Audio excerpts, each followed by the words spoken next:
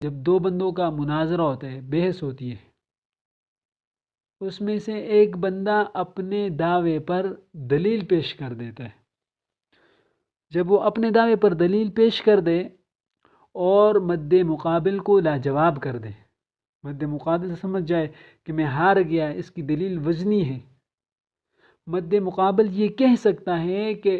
تو نے تو مجھے اپنے دلیل کے ذریعے ہرا دیا، مجھے لاجواب کر دیا، میرے پاس اس دلیل کا جواب تو نہیں ہے، لیکن ہو سکتا ہے یہ جو دلیل آپ نے پیش کیے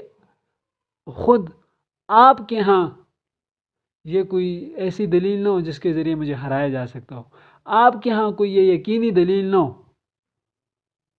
تو پھر اگر اس کو دوسری دلیل پیش کریں گے تو تب بھی وہ یہی کہے گا